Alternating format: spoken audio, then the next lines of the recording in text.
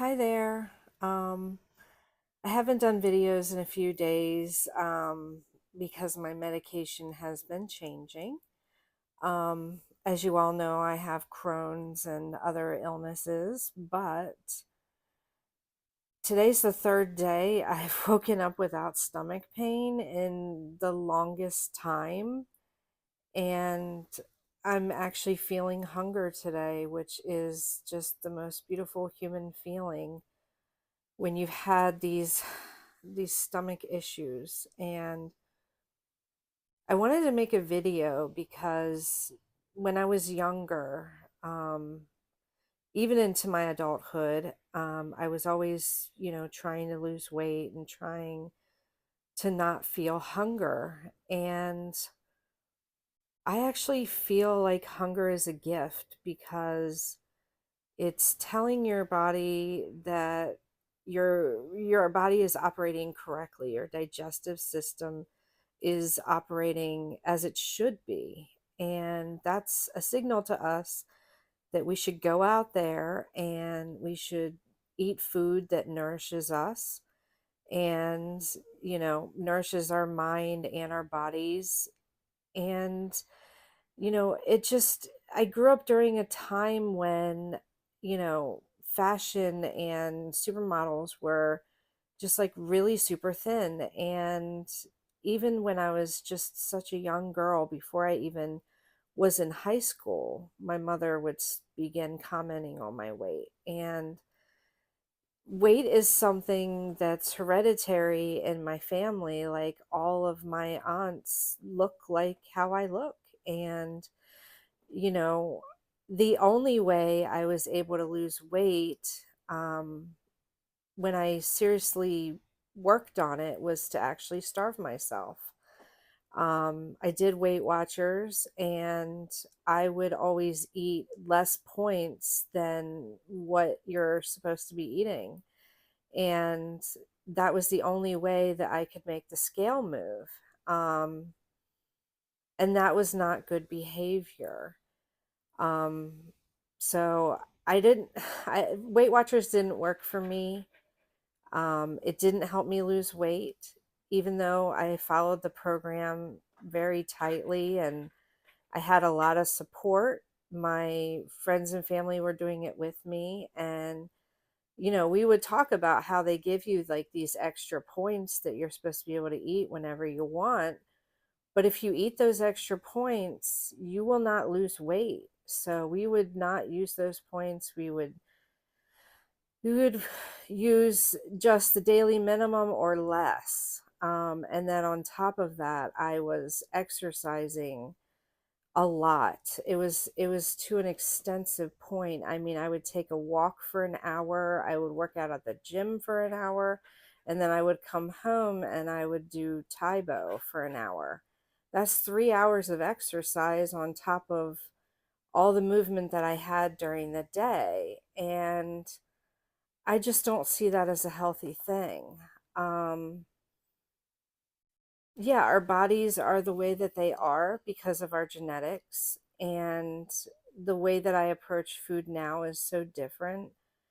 I purposefully make sure that I'm eating a lot of fiber and protein, so that I can digest food properly, so that I have the energy I need to get through the day.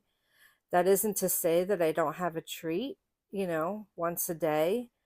um like a couple fun sized candy bars or a scoop of ice cream. But the thing is that, I wish that I had loved my body enough when I was younger to really think about what my body needs. And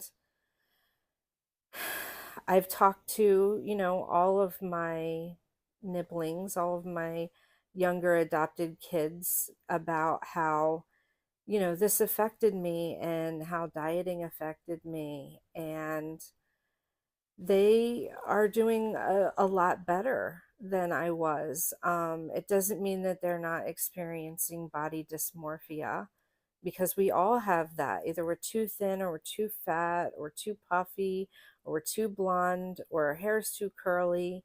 whatever it is, we're not happy with how we look. And just think about when you're older and, waking up with no pain is a gift. And I just want you to hold that in your mind and think about how hunger is actually just really an important concept, um, to your body. It's just like your body saying, I'm tired. A lot of people drink a lot of caffeine to try to get them through the day, and then at night they can't sleep because they've had so much caffeine. And I definitely did that. I was a smoker. I was a heavy coffee drinker, when I was younger, and I wanted to do everything, and I just didn't have the energy for it. But as I got older, I realized, one cup of coffee is probably more than enough. And at this point, I only drink half calf, which is like really only half a cup of coffee. Um, and I'm actually not drinking coffee at all right now because of my change in medication. My stomach just doesn't like it. And, um, you know, it's factual to say that, people of Gen X, millennials, and Gen Z will be getting cancer more than our parents and our grandparents because of the environment and the stress. So anything that we can do to pack our bodies with vitamins and to exercise in a good, healthy way, stretching and walking, um, that is so important to get in your exercise every day. But it's important to not overdo it. And it's important to listen to your body when you need to sleep and when you need to eat. If you can do that, if you can eat and sleep when you need to, that is such a task.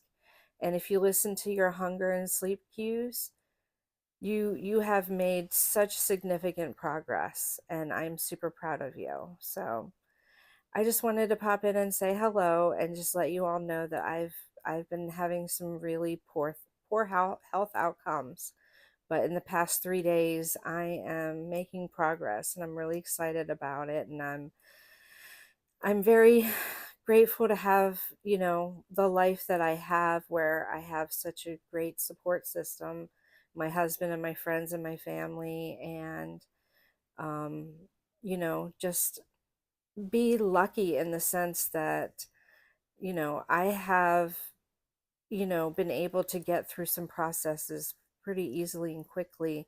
And I know that that's not normal. I know that I'm very lucky, um, to be able to have the experiences that I have, the white privilege, the pretty privilege, those types of things. And, I'm still going to fight for everyone else. I'm still, helping my family and friends.